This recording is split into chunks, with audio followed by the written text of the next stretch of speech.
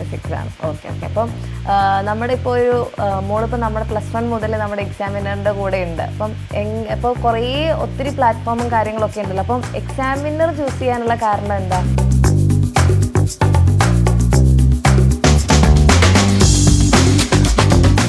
Time waste ചെയ്യാതിരിക്കുക.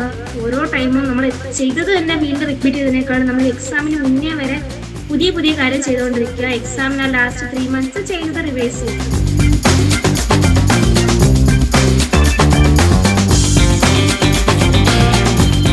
അടിപൊളി. അപ്പോൾ എക്സാമിനറിൽ ഇപ്പം നമുക്ക് നമ്മുടെ ബാച്ചിൽ കുറേ കാര്യങ്ങളുണ്ടല്ലോ. അപ്പോൾ അതിൽ മോൾക്ക് ഇപ്പോൾ ഏറ്റവും ഇപ്പം മോളിൽ ഇത്രയും നല്ലൊരു സ്കോർ നേടാൻ മോളെ ഹെൽപ്പ് ചെയ്തു എന്ന് തോന്നുന്നത് ഇപ്പം ഏത് ഫീൽഡിലാണ്?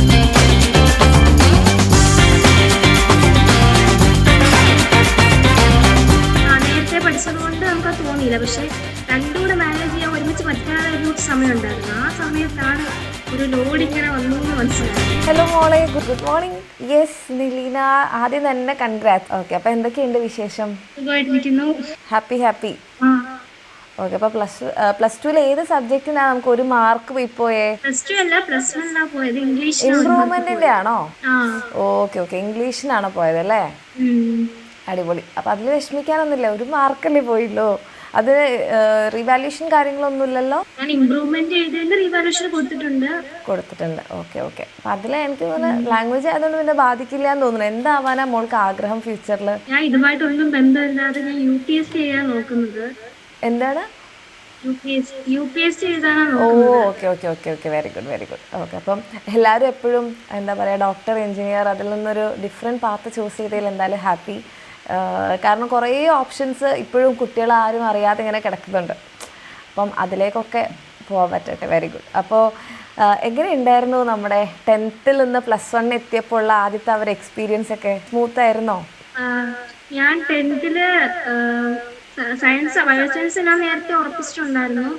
അപ്പം ജൂൺ അല്ല, ഏപ്രിലൊക്കെ ആയപ്പോഴേ ഞാൻ റിസൾട്ട് വന്നു കഴിഞ്ഞുകൊണ്ട് ഞാൻ ബാച്ചിൽ ജോയിൻ ചെയ്യുന്നതിന് മുന്നേ ഞാൻ യൂട്യൂബിൽ കുറച്ച് ക്ലാസ് കണ്ടു. കഴിഞ്ഞ ഇയറിൽ മാമിൻ്റെ ബയോളജി ക്ലാസ്സുകൾ കുറേ ക്ലാസ് കണ്ടതിന് ശേഷമാണ് ഞാൻ അഗ്നി ബാച്ചിൽ ജോയിൻ ചെയ്തത് +1. അപ്പം സ്കൂളിൽ പോകുന്നതിന് ആ സ്കൂളിൽ പോകുന്നതിന് മുന്നേക്ക് എല്ലാ വിഷയത്തിൻ്റെ ഒരു 3 ചാപ്റ്റർ വെച്ച് കവർ ചെയ്ത് പോയിട്ടുണ്ടായിരുന്നു. അത് കഴിഞ്ഞ് പിന്നെ സ്കൂളിലെത്തി അതിനോട് എൻ്റെ രണ്ടും സെയിം ആയിട്ട് വന്നപ്പോഴാണ് ആ ഒരു കനം മനസ്സിലായത് +1 പോഷൻ എത്രത്തോളം ഉണ്ടെന്നുള്ളത്. അപ്പോൾ ഈ നേരത്തെ പഠിച്ചത് കൊണ്ട് നമുക്കത് തോന്നിയില്ല. പക്ഷെ രണ്ടുകൂടെ മാനേജ് ചെയ്യാൻ ഒരുമിച്ച് പറ്റാതെ ഒരു സമയം ഉണ്ടായിരുന്നു. ആ സമയത്താണ് ഒരു ലോഡ് ഇങ്ങനെ വന്നു എന്ന് മനസ്സിലായത്. അതെ. അപ്പോൾ നേരത്തെ പഠിച്ചിട്ട് പിന്നെ സ്കൂളിൽ പോയപ്പം ആ ഒരു ട്രാൻസിഷൻ അത്ര ഫീൽ ചെയ്തിട്ടുണ്ടാവില്ലായിരിക്കും അല്ലേ? ഓക്കെ. അപ്പോൾ എല്ലാവരും നേരത്തെ പഠിക്കുന്നത് ഒരു ബുദ്ധിമുട്ടായിട്ടാണ് പറയുക. അതായത് കുട്ടികൾക്കൊരു വെക്കേഷൻ ഒന്നും കിട്ടുന്നില്ല, അവർ വളരെ നേരത്തെ പഠിക്കേണ്ടി വരുന്നു. പക്ഷേ അങ്ങനെയുള്ളവരോട് മോൾക്ക് എന്താ പറയാനുള്ളത്? ഞാൻ അത് +2 യൂസ് ചെയ്തത്. +2 ഒരു വീക്ക് കഴിഞ്ഞുകൊണ്ട് ഞാൻ ബാച്ചിൽ ജോയിൻ ചെയ്തായിരുന്നു. +1 ലാസ്റ്റ് ഒക്കെ ആയപ്പോഴേ ഞാൻ തുടങ്ങിയ ക്ലാസ്. അപ്പോഴേ കഴിഞ്ഞ ഇയറിലെ റെക്കോർഡ് വീഡിയോസ് ഒക്കെ ഞാൻ കണ്ടു തുടങ്ങി. എപ്പോഴും എനിക്ക് ഈ നേരത്തെ കേട്ടിട്ട് പോയി സ്കൂളിൽ നിന്ന് കേൾക്കുമ്പോൾ പിന്നെ നമ്മൾ എപ്പോഴും ചോദിക്കുന്ന ചോദ്യങ്ങൾ നമുക്ക് വീണ്ടും പഠിക്കേണ്ടി വരത്തില്ല. നമുക്ക് എന്തെങ്കിലും ഡീപ്പായിട്ടുള്ളത് മാത്രം നോക്കിയാൽ മതിയായിരിക്കും. വീണ്ടും ഈ റിപ്പീറ്റ് ആയിട്ട് കേൾക്കുമ്പോൾ അത് എനിക്ക് ഭയങ്കര യൂസ്ഫുൾ ആണ്. അതെ. അപ്പോൾ ഇപ്പം അത് കഴിഞ്ഞിട്ട് നമുക്ക് സ്കൂളിലേക്ക് വരുന്ന സമയത്ത് ഒരു റിവിഷൻ്റെ ഒരു ഫീലൊക്കെ കിട്ടിയിട്ടുണ്ടായിരുന്നോ? ഓക്കെ. അപ്പോൾ മോള് നമ്മുടെ 10th ക്ലാസ്സിലുണ്ടായിരുന്നോ അതോ +1 മുതലാണോ ബാച്ചിൽ ജോയിൻ? ഞാൻ +1 ജോയിൻ ചെയ്തത്. +1 ഓക്കെ. അപ്പോൾ ഈ വീട്ടുകാരൊക്കെ ഹാപ്പിയാണോ റിസൾട്ടൊക്കെ കണ്ടപ്പോൾ? ഹാപ്പി ആയിരുന്നല്ലോ. ഓക്കെ. അപ്പോൾ ഏതെങ്കിലും ഫേവറേറ്റ് സബ്ജക്റ്റ് ഉണ്ടോ? മാത്സ് ആണ്. അടിപൊളി. ഇഷ്ടമില്ലാത്ത സബ്ജക്ട്സ് ഒക്കെ ഏതെങ്കിലും ഉണ്ടോ?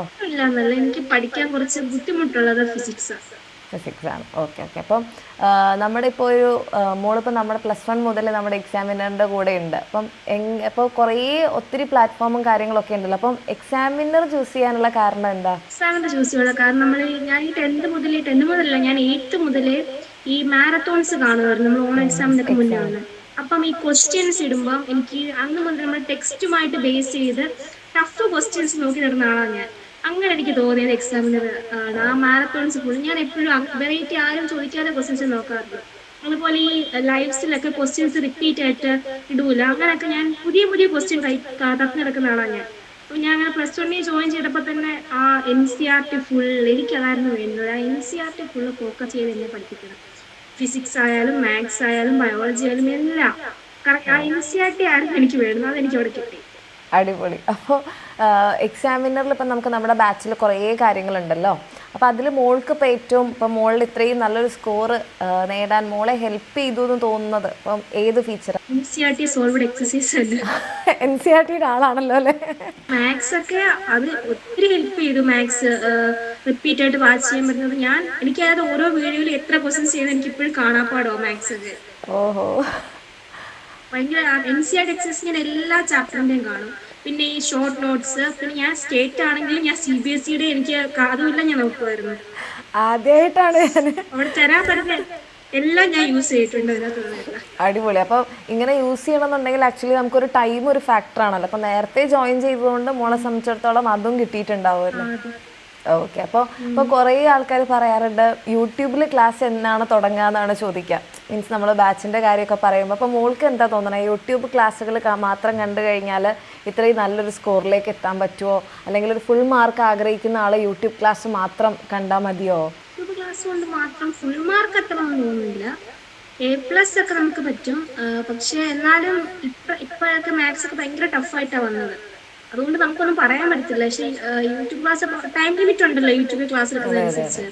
നമുക്ക് എല്ലാ കൺസെപ്റ്റും പിന്നെ NCERT അതൊന്നും എല്ലാം നമുക്ക് തീർക്കാൻ പറ്റുന്നില്ല. അപ്പം എന്തായാലും ബാച്ച് ജോയിൻ ചെയ്യുന്നത് തന്നെയായിരിക്കും നല്ലത്. അപ്പം മോള് 10ാം ക്ലാസ്സിൽ യൂട്യൂബ് ക്ലാസ് ആയിരിക്കും അല്ലേ നമ്മുടെ അടുത്ത് കണ്ടിട്ടുണ്ടാവുക? ഓക്കെ. അപ്പോൾ +1 എത്തിയപ്പോൾ ബാച്ചാണ്. അപ്പം എന്താണ് മോൾക്ക് മെയിൻ തോന്നിയിട്ടുള്ളൊരു ഡിഫറൻസ്? ബാച്ച് ക്ലാസ്സും കണ്ട ആളാണ്, യൂട്യൂബ് ക്ലാസ്സും കണ്ട ആളാണ്. അപ്പം ഒരു മെയിൻ ഡിഫറൻസ് മോളുടെ ഇപ്പോൾ സ്റ്റഡി രീതിയിലായാലും അല്ലെങ്കിൽ ആ ഒരു കാര്യത്തിൽ ബാച്ചിലേക്ക് വന്നപ്പോൾ എന്ത് ഡിഫറൻസാണ് നമുക്ക് ഫീൽ ചെയ്തേ? ബാച്ചിലേക്ക് വന്നപ്പം എല്ലാ ടോപ്പിക്സും കുറച്ച് ഡീപ്പായിട്ടാണ് പറയുന്നത്. അലക്സാറിൻ്റെയൊക്കെ സാർ എക്സ്ട്രാ ഒരുപാട് പറയും. നമുക്കത് ഫിസിക്സ് കുറച്ചുകൂടെ ഒന്ന് നമുക്ക് പഠിക്കാൻ തോന്നുന്ന രീതിയിൽ ഒരുപാട് എക്സ്ട്രാ പറയും. പക്ഷേ യൂട്യൂബ് ക്ലാസ് നമ്മൾ ഞാൻ യൂട്യൂബ് ക്ലാസ് കൊണ്ടുവരുന്നത് എനിക്ക് എന്തെങ്കിലും തീരാകുന്ന സമയത്ത് അല്ലെങ്കിൽ എക്സാമിന് തലേന്ന് പഠിച്ച് തീർന്നില്ല എന്നുണ്ടെങ്കിൽ തീരാൻ വേണ്ടിയിട്ടായിരുന്നു കണ്ടത്. അപ്പം അതൊരു ഭയങ്കര വ്യത്യാസമായിരുന്നു. ഓ അടിപൊളി. അപ്പം എന്തെങ്കിലും പ്രത്യേകിച്ച് ഒരു സ്റ്റഡി റുട്ടീൻ അങ്ങനെ എന്തെങ്കിലും ഫോളോ ചെയ്തിട്ടുണ്ടായിരുന്നോ? സ്കൂള് വിട്ടാൽ ഇത്ര സമയം പഠിക്കും, ഇങ്ങനെ ചെയ്യും, അങ്ങനെ? പഠിച്ച് തീർന്നിടം വരെ ഒന്ന് പഠിക്കും. എത്ര ഞാൻ ഉദ്ദേശിക്കുന്നു അതുവരെ ഇരുന്ന് പഠിക്കില്ല. സമയമൊന്നും ഇല്ലായിരുന്നു.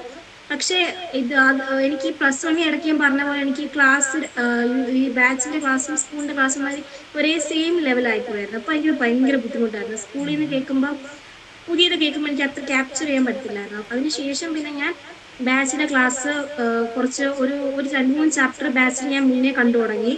സ്കൂൾ അതിന് ശേഷം അതേ ഞാൻ ചെയ്തിട്ടുള്ളൂ, വേറെ ഒന്നും ചെയ്തിട്ടില്ല. പിന്നെ ഒരു ചാപ്റ്റർ കഴിഞ്ഞതിന് ശേഷം തന്നെ NCERT സോൾവ് ചെയ്ത് തുടങ്ങി.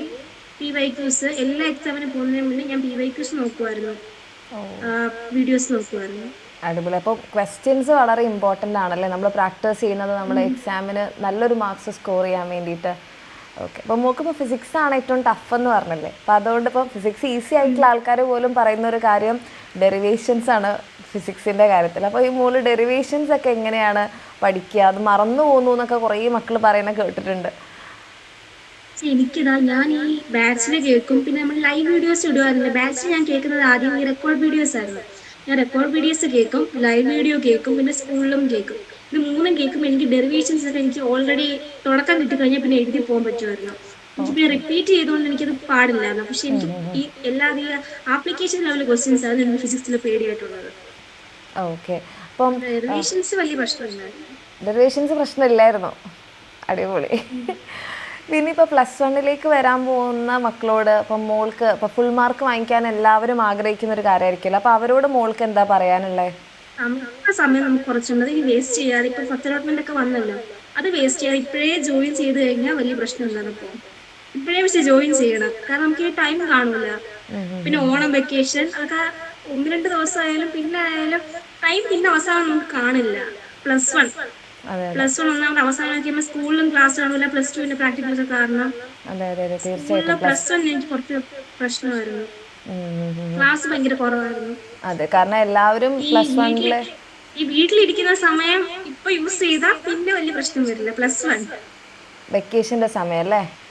അതെ, എല്ലാവരും പ്ലസ് വണ്ണിലെ പ്രശ്നങ്ങളൊക്കെ തിരിച്ചറിയുന്നത് പ്ലസ് ടു എത്തുമ്പോഴായിരിക്കും. എനിക്ക് തോന്നുന്നു മോള് കുറച്ചുകൂടി നേരത്തെ പഠിച്ചു തുടങ്ങിയതുകൊണ്ട്, അതിൻ്റെ ആ ഒരു കാര്യം പിടികിട്ടിയതുകൊണ്ട്, മീൻസ് കുറേ ആൾക്കാർക്ക് ഈ സാധനം കിട്ടില്ല, ഇങ്ങനെ പഠിച്ചു തുടങ്ങണോ എന്നൊക്കെ റിയലൈസ് ചെയ്യുന്നത് ഒരു ക്രിസ്മസ് എക്സാം ഒക്കെ ആകുമ്പോഴേക്കായിരിക്കും. എന്നിട്ട് ഈ പ്ലസ് വണ്ണിൻ്റെത് ഓടി പിടിച്ചെടുക്കാൻ നോക്കുന്നത് പ്ലസ് ടുവിലായിരിക്കും. അപ്പം മോളുടെ ഭാഗ്യവശാൽ മോളത് നേരത്തെ മനസ്സിലാക്കിയത് കൊണ്ട് മീൻസ് ആരുടെയും ഒരു ഫോഴ്സ് വേണ്ടി വന്നില്ല എന്ന് തോന്നുന്നു അല്ലേ?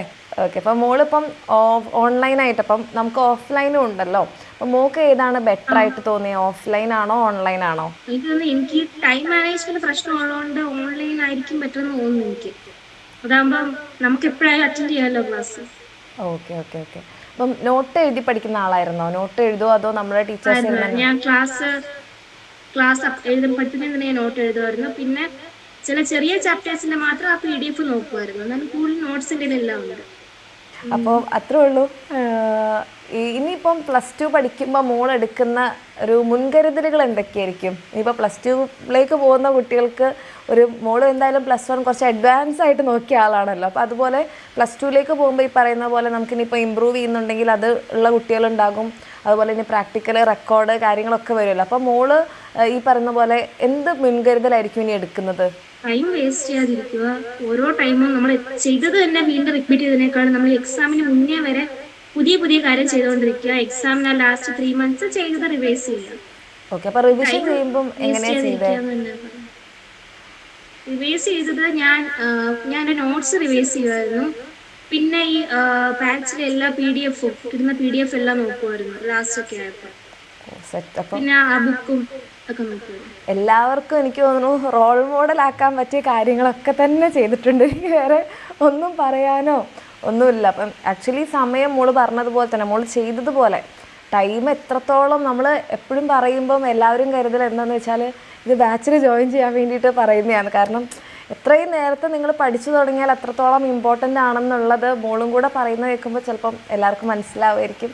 ഭയങ്കര സന്തോഷം മോളോട്, എന്ന് വെച്ചാൽ നല്ലോണം സംസാരിക്കുന്ന ഒരാളും കൂടെ ആയപ്പോൾ നമുക്കും കേട്ടിരിക്കാൻ ഭയങ്കര ഒരു സന്തോഷം. കാണാൻ പറ്റിയതിലും ഒത്തിരി സന്തോഷം.